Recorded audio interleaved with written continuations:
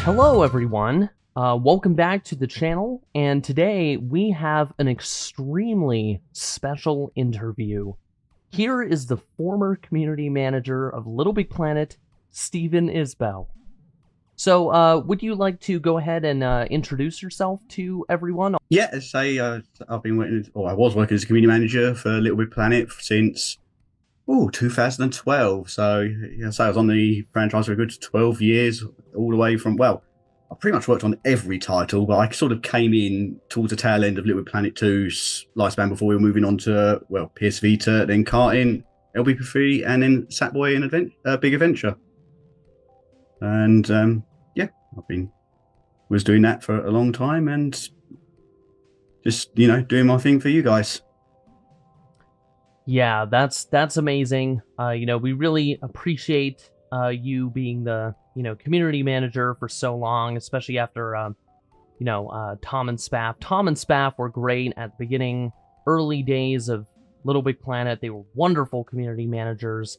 And then, of course, things shifted, priorities shifted, and you came in, like you said, around 2012, 11, and then from there, you were the community manager for almost or over 13 years, I believe. Yes.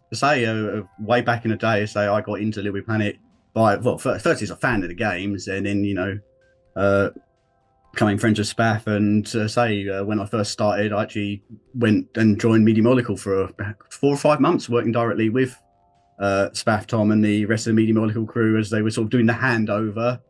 As at the time they were, moving on to Tearaway and Dreams.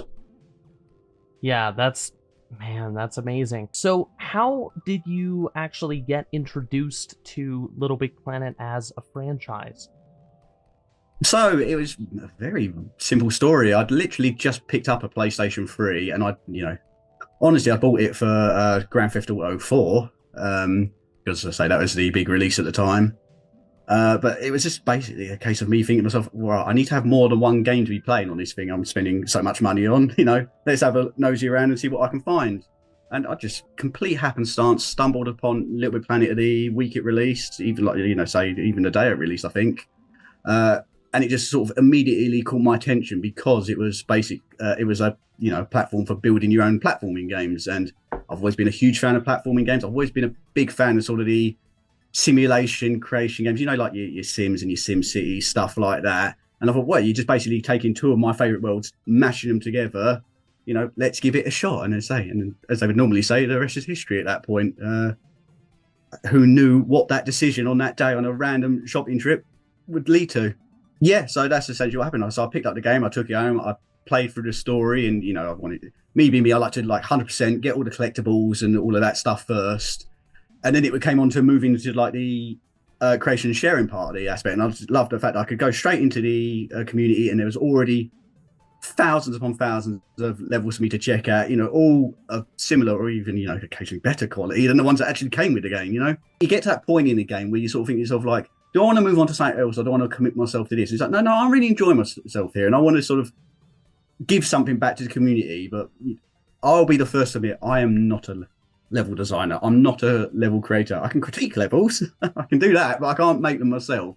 So what can I do that isn't based around level creation? And the answer was simple. What I'd been doing for previous gaming forums I've been a part of, which was let's just get involved in this forum community and help people there. So I jumped straight onto the official Little Big Planet forums, which is called the Little Big Workshop forums back in the day.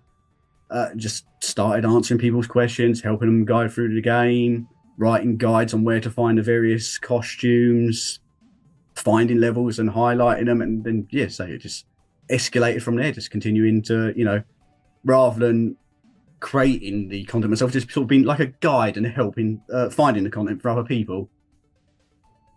Yeah, wow. Yeah, the history there of, how you were sort of hopping between different forum communities prior to Little Big Planet really shows that sort of transition, that carry over. Because I feel like if you have experience with something like that prior, you almost sometimes develop attachments with certain communities, and then through those attachments you sort of learn skills that can be generalized, even if they're specific to the community at the time.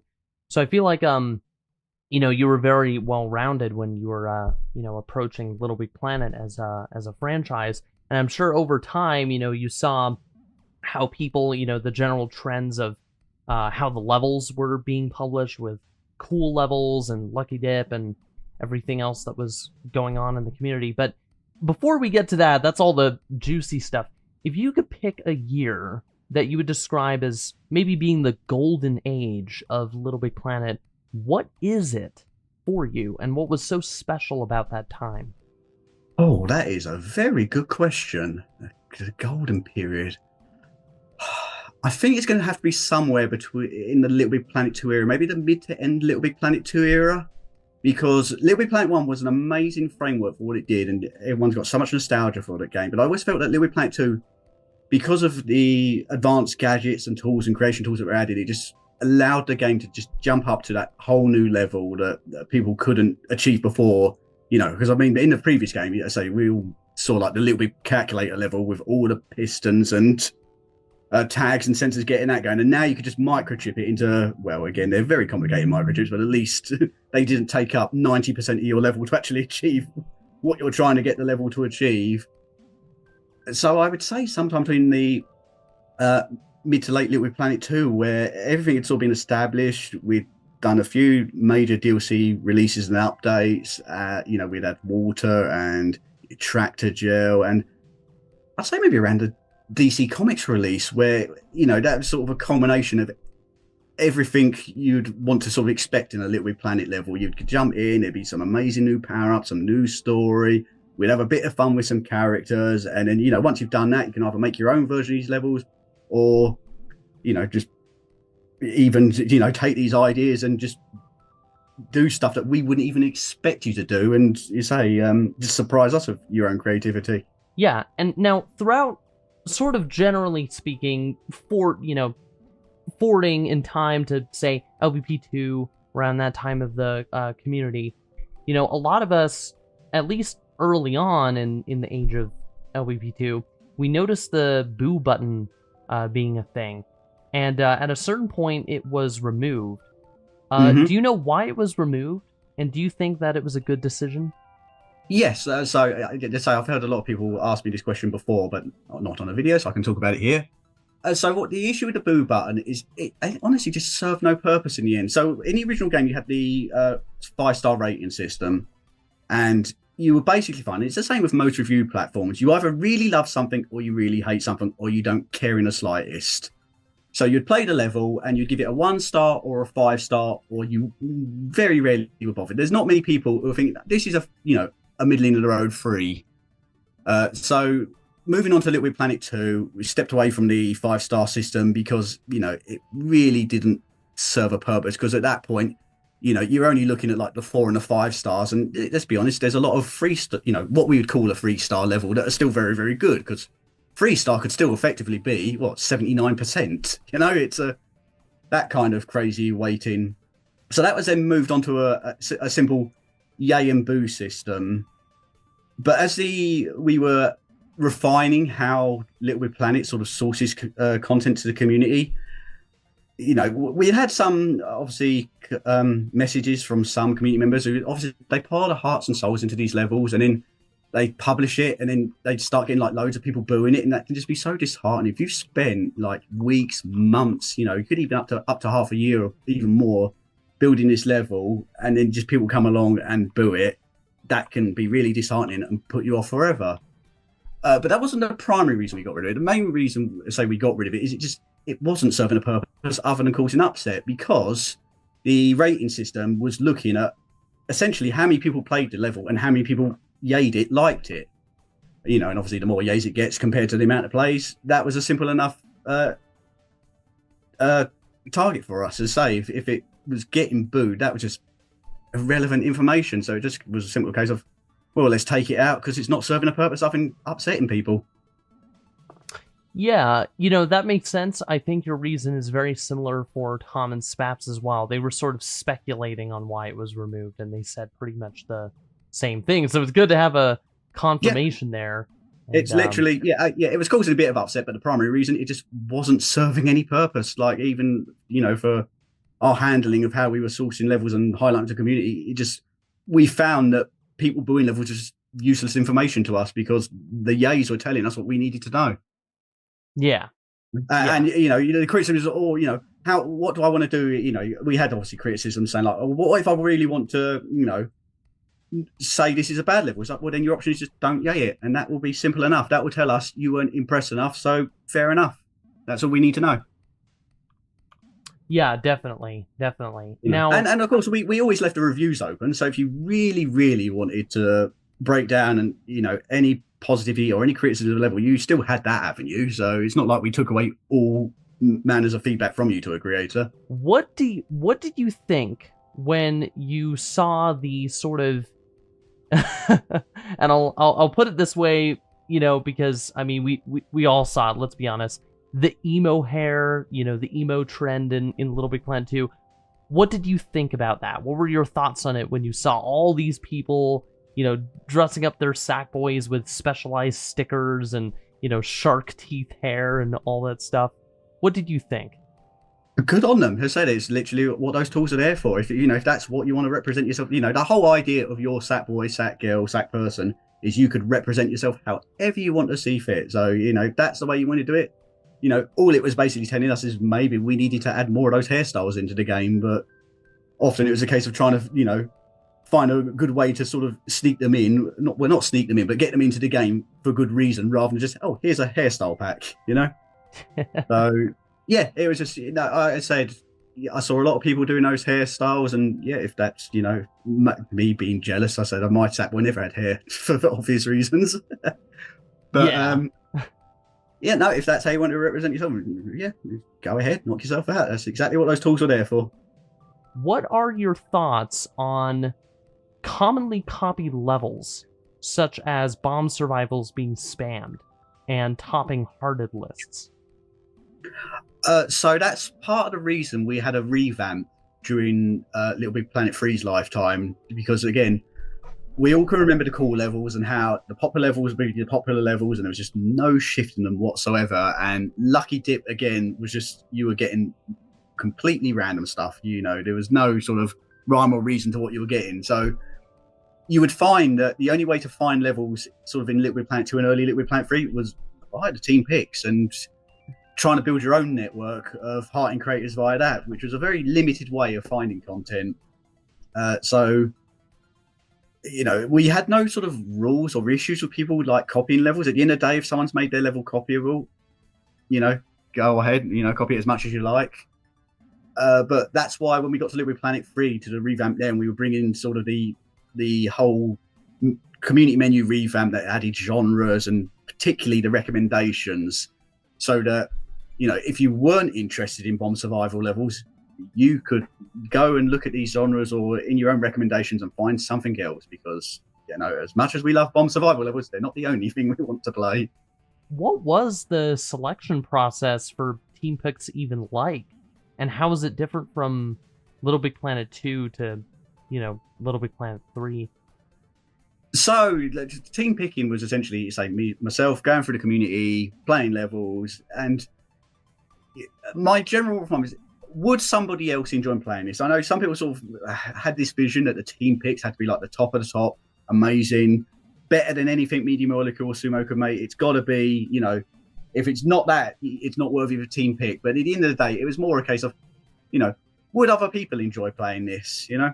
Which is why I also set on doing a few team picks a week, because you'll always get someone says like, oh, I didn't like this level. It's like, okay, we'll play one of the other two then. That's why we do multiple. You've got something to do. So the main goal there was to always make sure that and I said I'd put them on every Friday.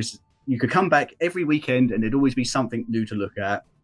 But in terms of finding the team picks, it was an evolving process, but it essentially, the easiest way for me to get team picks was just the recommendations from you guys on either the forums or on Twitter, just sending them to me and telling me, I played this person's level, I think it's great and I think it's worth checking out. It's like, okay, I'll go and check it out and see what I think.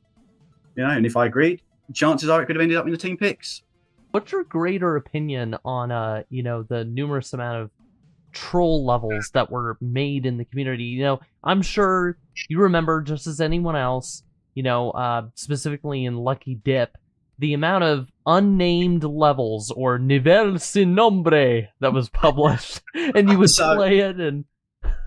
So I think that kind of came from the fact that the very first Little Big Planet had a trophy. I think, was it to get like 50 hearts on one of your levels? So yeah, that's how the whole Heart for Heart started, and people were just publishing, unnamed level, and can you please heart this? And as much as we want to encourage people sharing, it kind of then has a knock-on effect that, okay, we've now got this community being filled up with blank levels just being hearted for the sake of this trophy.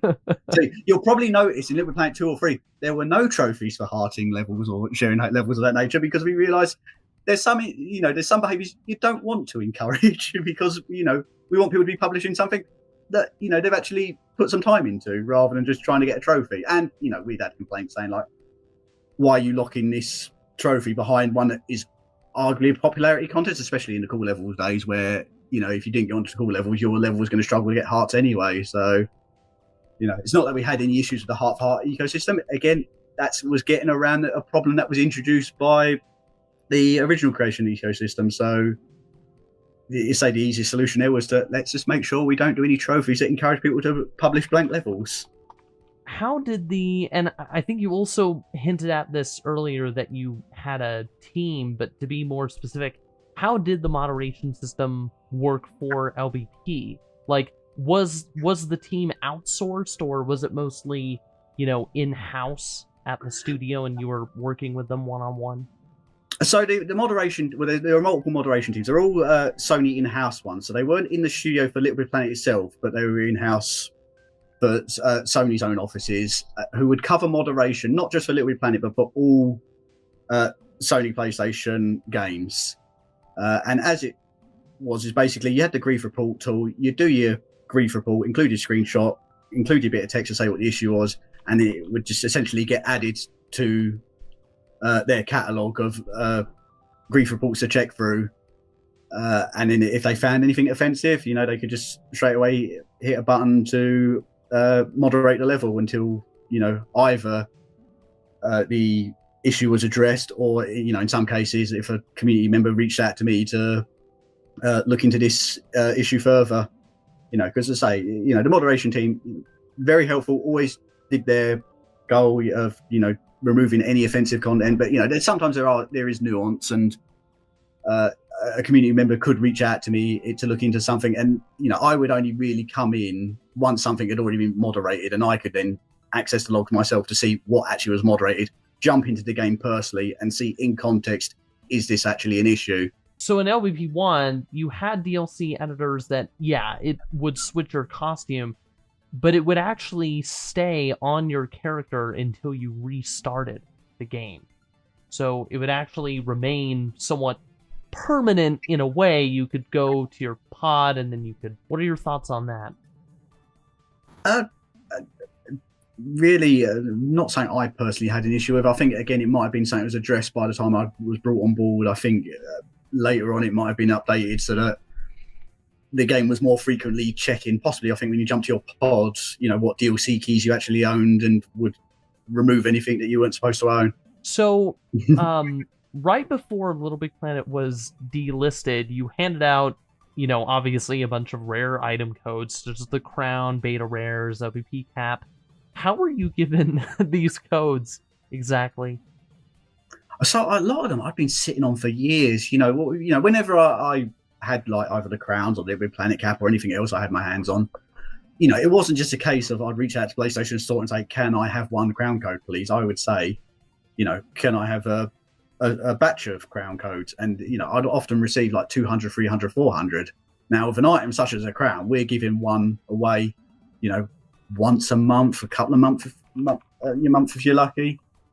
So it just came to we're getting to the end of the service, and I was just sitting upon hundreds upon hundreds upon hundreds of these codes still. That maybe it's just me being too stingy through the years, but it got, essentially a case of, well, it's either use them or lose them. I either get redeemed now or they get chucked in the bin. And obviously throughout the 10 plus years I've been working on the franchise, I've had so many people asking me for the crown or the cap or the other DLC that we were giving out over the years. And it's a case of, well, let's go out with a bang. If you want a code, I turned it into various games and activities, didn't I, to encourage people to participate. So that, people could have like one last month of fun before we shut the server down. Do you still play Little Big Planet personally yourself? I play Sackboy Big Adventure. I've not played Little Big Planet myself recently. Just, I'll be honest, because I've played it a lot over the years. I should possibly give it another boot up and go through the story one more time, but I haven't played it recently. Yeah, Sackboy Big Adventure was an interesting spin-off, to the mainline Little Big Planet series. What are your thoughts on that game? Did you like it a lot when it first released? Did you, seems like you like it quite a bit because you've still played occasionally, but what were your initial thoughts when the game first released, and how was it, for you in dealing with the community on that game? So that was one of the very first things we decided, and I hope it came across, but we obviously understood that Little Big Planet was a very creative franchise, and we knew that Sackboy Big Adventure, we were treating it as a mainline title, not as a spin-off, but it was not a Little Big Planet game. Hence, we removed Little Big Planet from the title because we didn't want to give people the impression you're going to get the same creative toolset you would get from a Little Big Planet game. But for that reason, we also realised there would be a sector of community that just, would want to stay with the creativity of Little Big Planet. So we sort of went into this phase of dual support for both Sackboy Big Adventure and Little Big Planet 3, rather than, because normally when you'd release a new game, you would just, move on from the previous one. Yeah, so we did from 1 to 2 to 2 to 3. But when it came to 3 to Sackboy Big Adventure, we thought, no, we've got too much of a community here who's invested in Little Planet 3, who still want to use the creative tools. And in itself, Little Big Planet 3 is a very different experience to Sackboy Big Adventure. So let's just keep them both running. And, we can have our Sackboy Big Adventure community and we can have our Little Big Planet 3 community. And, I'm sure there's lots of crossover there, but we want to keep them both going. Yeah. What was the most impressive level you've ever seen on Little Big Planet? Most impressive? It's always going to be those ones that just, when it looks like you're playing like some 2D animation or 3D first-person shooter or anything that just isn't Little Big Planet in the slightest. If you can master the game so well it doesn't even look like Little Big Planet and Sackboy to myself, you've done a very good job there, and those ones always impress me. So, Steve Big Guns, hint, maybe? Yes, certainly. Plenty of his levels.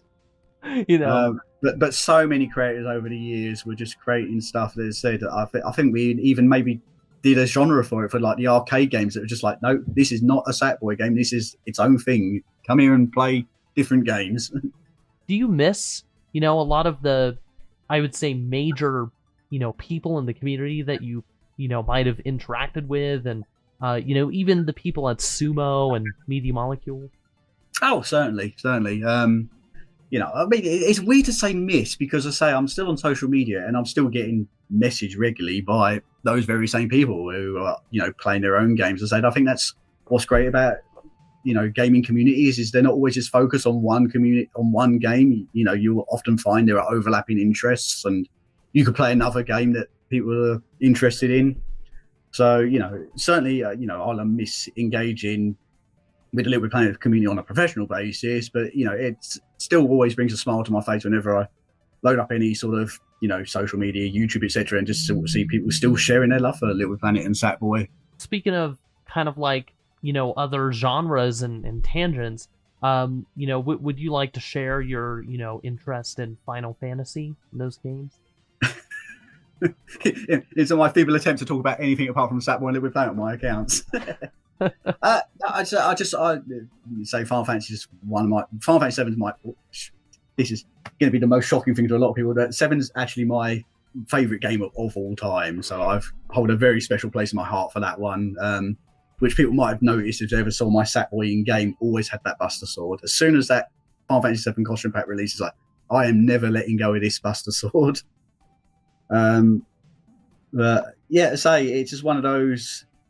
obviously people always saw me online as the Little Big Planet guy, and once I'd sort of stepped away from Little Big Planet, it's like, okay, let's now start talking about some other games I like playing, just see where we have those shared interests.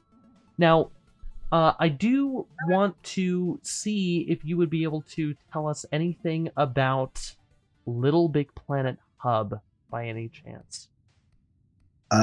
So I assume you're going to ask what happened to Little Big Planet Hub is going to be the question, I imagine. And I can yeah, maybe. Yeah. So basically, the idea was to combine sort of LBP into like a hub where you'd be able to get sort of so rather than having to jump straight into a $60 fresh purchase, you could sort of jump in, get the most basic of tools, and then sort of piecemeal purchase the items that you wanted to build with. But honestly, the real reason that Hub ended up getting dropped is purely because there was no good way of launching Hub without it conflicting with LBP 1, 2, and 3. And when I say conflicting, it basically fractured the community into, okay, here's the people who've got Little Big Planet 3 and all the access to all the content here, and here's the people who've got Hub and the access to the content here. And just the decision was made is we don't want to be splitting this community in half. So, we'd already done most of the work on 3. Hub was, closed down very early in its creation, that we just decided to put all of our efforts into Little Big Planet 3 instead, and, make sure the community could have basically one place they could all call home rather than 2. What are your thoughts on the modern quote-unquote Little Big Planet community, such as its Discord servers, as opposed to the old forums? So yeah, I say it's funny when I started talking earlier in the interview, sort of saying that I got in via forums, and most people will be probably asking now, what's a forum? Because everyone's on social media and Discord these days. And it's just great to see that there are still people with this passion for the game, the franchise. When we were closing down the servers, there was a lot of questions of like, what's going to happen to this community, and I was the one to sort of try and reassure the remaining development team, like, we've got creators who make like movies and soundtracks and that, and they've still got an avenue to do it. In fact, they're probably better off publishing on your likes of YouTube and SoundCloud, because more people will see their content there than they would have ever seen on Little Big Planet itself. So there's certainly aspects of the community that can still thrive very strongly even with the servers no longer available. Yeah, and speaking of the forums, is there anything you can tell us about why lbp.me got shut down? I honestly think it just became outdated and wasn't really serving a great purpose out of what could be achieved in game. I think once we got the recommendations and the genres in, really not much more you could do with lbp.me, because the problem with lbp.me is, as a platform, it was only really benefiting the people who already knew how to promote themselves in game. It wasn't, for anyone else, it was just giving them a blank page that they didn't really know how to update or manage. If we were to do it again, possibly we'd look into another website, but have a better onboarding process so that, the community can use it more actively. But for the most part, it was just sort of an auto-generated website that really wasn't benefiting those we were hoping it would benefit the most. I do want to ask about LittleBigPlanet.com. Do you know why it shut down and why it redirected you to the Little Big Planet 3 store page? The main reason would have been there would have been no more news articles or DLC items to add to the catalogue. So it just, again, it served its purpose. And at that point, it was only going to be information to people that already knew the information rather than newcomers. Because if a newcomer went to LittleBigPlanet.com, they would just be bombarded with mostly DLC releases and stuff that wasn't really relevant to them, and so it just became more important to think that, well, if someone types into a search engine Little Big Planet, goes on the website, and they can actually learn about the game itself rather than sort of what's just happened in the last couple of months. And even then, the stuff happening in a couple of months was more sort of a product release state rather than a community state. What was it like managing the social media accounts and stuff like that? So obviously the most obvious thing would be showing the team, I was doing the team picks, and I was regularly sending sort of emails and the messages to the rest of the team being like, okay, here's this great stuff I've shared in game, and I think you guys will want to see this as well because it's amazing. So I was often sharing creations with them as we were ramping up to Little Big Planet 3's release, and we were looking for level designers. I was obviously recommending people from the community. It's like, this is someone we might want to get in touch with ourselves because they've got a talent here that might be useful for us on upcoming projects. Otherwise, my day-to-day was managing the LittleBigPlanet.com website and the social media, engaging with you guys. And it was what you guys were doing was feeding what I was then giving back to the rest of the team. Be it bug reports, issues being raised, or even if it's your creations, either in-game levels or even say just artwork or films or anything being released online, showing how much you love Sackboy and Little Big Planet. What sort of aspects of telemetry were you sort of able to analyze and see? I know David Dino hinted at being able to have like a heat map view of where players were most commonly dying in levels and things like that. So what can you tell us about that and any other telemetry data? Yeah, so obviously the most important one there, you probably hinted at, was the heat map of where people were dying, and you don't really understand how people engage with a game until you release it, and then we can all remember like those famous pits in Little Big Planet 1 that would teach you like how to pop your Sackboy and come into a checkpoint, and how many players would actually then just like get stuck there and not realize that's how you're supposed to progress past that area.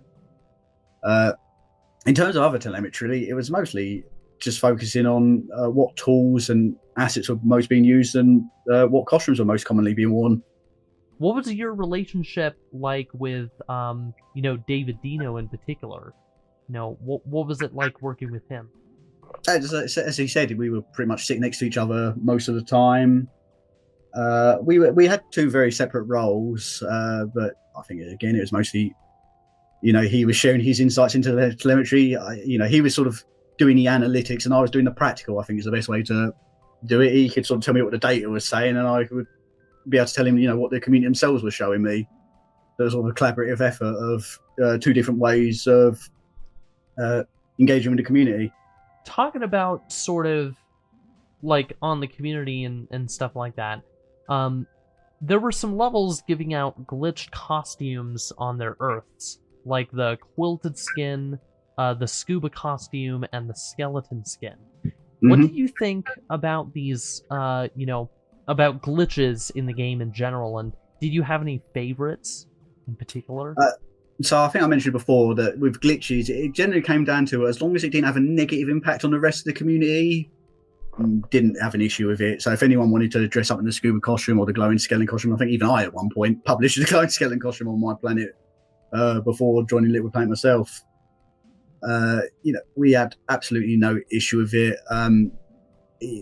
Going back to telemetry, we would obviously get data if there were any specific levels that were causing players' games to crash regularly, and we could look into that, and if anything in there was causing problems, we might have to do a removal just purely for the safety for the rest of the community so that they don't run into this crashing issue. Is modded content different for you? Do you think people modifying the game to add in custom costumes maybe was a bit different? Yeah, so that was treated differently. So the key difference is with the glitch content, you were basically manipulating stuff that we'd put into the game ourselves and had tested and made sure was okay and wouldn't cause any issues. The problem with the modded content is obviously that was totally untested. And if Little Planet was just like a solo endeavor where you only played in your own environment, we wouldn't have an issue with it. To give you an example, people were modding stuff into Sackboy Big Adventure. We really didn't have an issue with it happening in Sackboy Big Adventure because you were just basically playing with yourself and your friends in like a very encapsulated environment. But obviously, once you got to Little Planet, you're talking a more global community and you're actually sharing content. And if you share something that's going to cause problems, and when I say problems, I mean like literally causing the game to glitch out, crash, cause issues of that nature for other players, then we start running into issues. So it's not that we didn't want to have modded content, it was just more for the safety of the community. We just couldn't have it in Little Planet, But as I said, not wanting to discourage it completely, that's why we kind of had no issue with Sackboy Big Adventure, because, anything you do in Sackboy Big Adventure, it's only really impacting your own experience. Do you know how people were selected for Little Big Planet 3's beta? So I believe I'm having to do this from memory. I believe Sony had their own MVP beta program they were using at the time. So they were the from the Sony side of things, at least on the MVP program, we had a bunch of beta testers there. But then on our side, it was just me handpicking people out from the community. And when I say handpicking, I mean it was good hundreds or so of people I think I picked out in the end. I think a lot of it would also not just been handpicking out, but just going through the team picks. And if you were team picked, there was a chance you would have got an invite as well, just because we had the data to say, yep, this person knows how to create. Let's get them on board. Interesting. Did you ever play any Little Big Planet beta other than 3? Did you ever play the water beta, for example, the earlier betas? So as I said, I jumped into the community within the first week, and I was there all the way. I not only was I in the betas, but I was being invited to the game jams for the various tools that me and Molik were doing before I even joined Little Planet myself. So I would have been there for the Little Planet 2 game jam, the water game jam. I think they did one for the Move. And I think my first official game jam myself was Little Planet PS Vita. But no, I certainly was involved in all of the game jams and betas for the games throughout all of LVP1's history. Other than the very first LVP1 beta, I'll be brutally honest, that was the only one I wasn't involved with. So if you could change, this is a difficult question, but if you could change something about Little Big Planet, what would it be? You say you're working for a game long enough, you know what you would want to change. We know better than what the players know what they'd like to change. I mean, I can give you multiple answers. I think the first one I could give you would be, it's a very, very simple thing, but a title screen before you hit the pod computer. And this is purely a personal thing that, as much as I love Little Planet's customization, your pod computer and your pod was the first main menu you encounter when you start up the game. Yeah. Now, going back to our discussion earlier about, modded content or glitch content, some of that stuff could be brought into pods. And if that contaminated your pod, it could really just wreck your game and make it unresolvable. So if I could have done anything, I think I would have had a previous title screen that would have allowed you to reset your pod and everything back to the bare minimum before you even enter, and that would have solved so many problems with players encountering issues trying to load up the game. Items had actually leaked on the store for multiple consecutive years, such as the beta rares on the Little Big Planet Vita store. Did you know about this happening, and do you know why those leaks happened?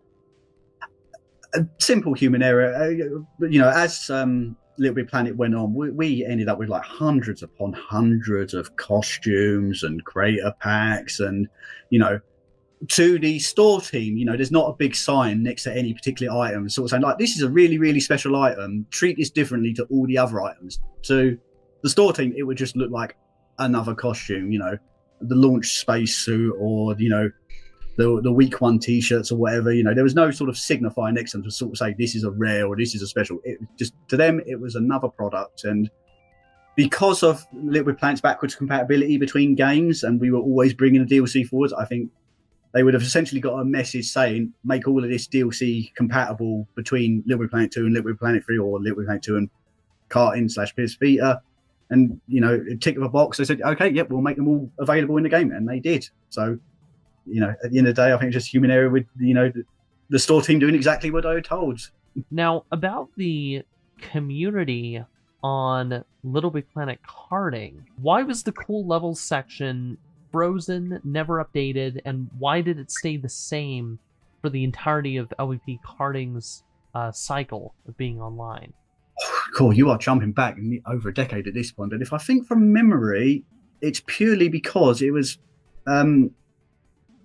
managed by a single person, and I think when that single person left the team, that feature stopped working. It wasn't an automated system, it was a manual system that just wasn't being maintained.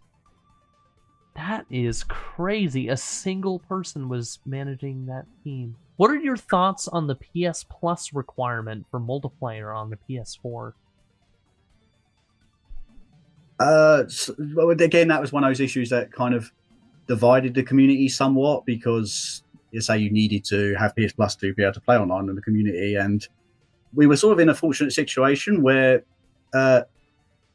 LBP3 was still available on PS3. So very often I would just recommend to people, if this is a genuine blocker for you, just pick up the PS3 version. It will work identical. Sackboy Big Adventure had a lot of DLCs, but surprisingly they were sort of all free. Is there any reason for that decision, whereas LBP ones cost money? Yeah, so funny enough, that goes back to what I was literally just saying about parents and children and gaming.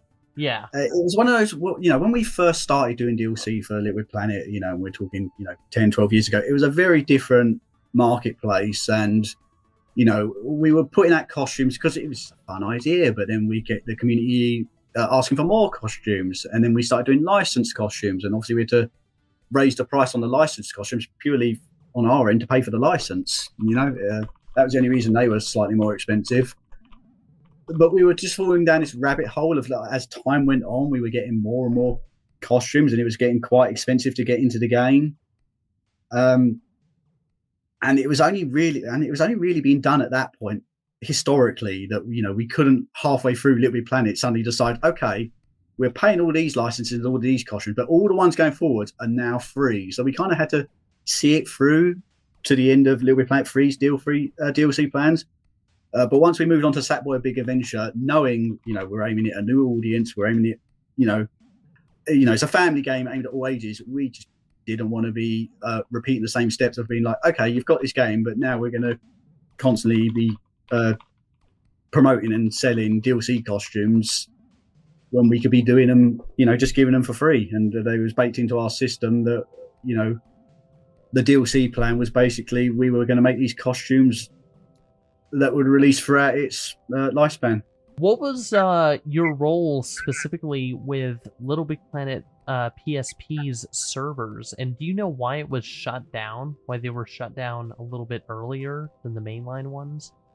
So again, PSP I would come into when it was already an active title. My role there would have been very similar to what it was here. I forget what they were called, but it had a Team Pix equivalent, didn't it? Community Pix, they might have called it, or something. So I did the last of those, I believe. But it was much like it was with free PS Vita and karting that, I had my admin tool that would allow me to do the level picking, the moderation, and, for the reason it got shut down, again, I think it just got to a point where the numbers dwindled that we just couldn't justify keeping it open any longer. Would you say LBP3 was maybe rushed by Sony? And if so, did this cause any problems or things to not be added into the game? So I wouldn't say it's rushed. It had a long development period. I just think the main issue was, obviously, we're stepping away from Media Molecule. So there was a lot of pressure to try and sort of expand on the game and make it greater than the sum of its parts. So, we had this big vision of sort of, make a great big adventure game, and it'd be like a Metroidvania adventure game. But we were also building it off of, the old LBP 1 and 2 systems. So, and I just think the scope of the game was far larger than the game engine itself at that time could handle. So it just got scaled down into, what ended up being Little Big Planet 3 itself. So Sackboy Big Adventure is notoriously a very difficult game to complete 100%. Did you ever fully complete it? Yes, I did. It's always been one of my sort of unwritten rules for the games that I work on, is that I will complete and platinum 100% of the game myself, purely so that when community come to me raising any issues, I know firsthand what they've had to experience to get to complete the game. And obviously opinions are divided. I could maybe agree somewhat because I was the one receiving the complaints regularly from, should we say, younger players and parents. It was maybe a little too difficult towards the end. I personally would have maybe toned it down a little, but again, why have challenge levels if they're not challenging? Well, I suppose my last question here, this isn't a twofold one, it's just one. And it's got to be asked. And that is, which is better, Coke or Pepsi? Okay, well, I'm going to say Coke, because no one has ever gone into a restaurant, asked for Pepsi, and someone turned around and said, "I'm sorry, we've only got Coke." That's so true. That's so true. All right, everyone. Well, that was Stephen Isbell, former community manager of pretty much all the Little Big Planet games and Sackboy: A Big Adventure. It has been an absolute honor having you on for an interview, one that I'm sure no one saw coming, and it's going to genuinely change the community forever. So we are very thankful that you took the time with us to talk about all the many obscurities of Little Big Planet, the community, and everything in between and everything beyond. And ultimately, as yourself and as I am, we're all very excited to see where Little Big Planet continues to head over these next few years and what PlayStation decides to do with it. And maybe if Media Molecule, Sumo, or possibly even another studio, maybe Tarsier, Cambridge, whatever else crops up out there in the great wide world, decides to pick it up again and keep the train running. So to all of you out there, make sure to keep following us. We'll keep posting interviews over these next few weeks, and it's going to be a wonderful time to see what you all think about our sort of slightly new format that we've devised.